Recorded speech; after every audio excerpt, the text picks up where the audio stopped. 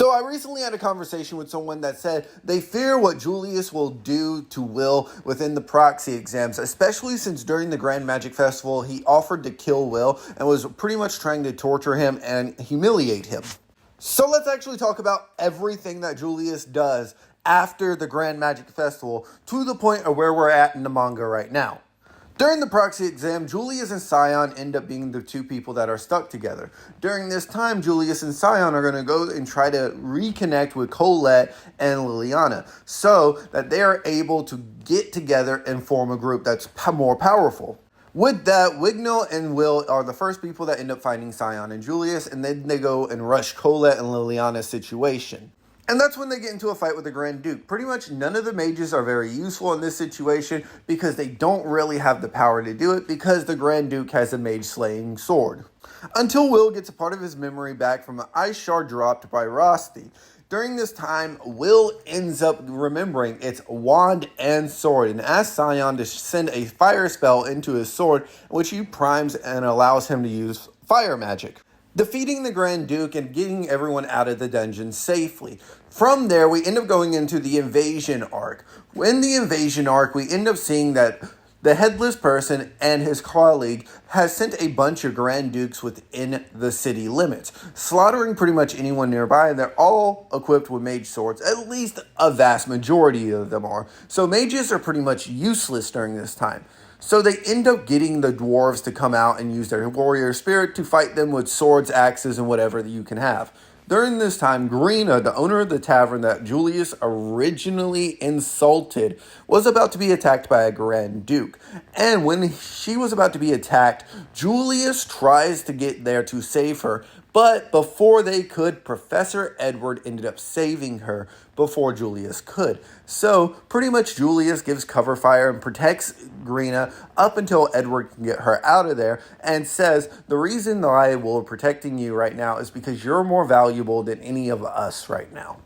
After the invasion, we get into Will getting transferred to the upper tower. In the upper tower, he fells the first bloom. A bloom is basically where all the factions of the Magnavedas end up voting and deciding who is going to be on their team. Will was chosen for a lot, but this one dude ends up stepping in and says, that's not magic, that's borrowed power. You don't have your own magic, so you don't have the power to be here. So unless you're able to kill this thing that requires magic to be killed, you're not able to be here. And at this time, Will is not able to access magic on his own. So he fails that, and Julius also failed the bloom. So pretty much they're both in the same category. While waiting for the next bloom that is going to take place within a week, Julius ends up approaching Will and says, you don't have time to be in the dungeon. Right now, what we need to do is train you on how to use Whis. Now, a lot of people are going to say that he's doing this to getting good with Alfera, but the entire time, Will sees that his true intentions is to help Will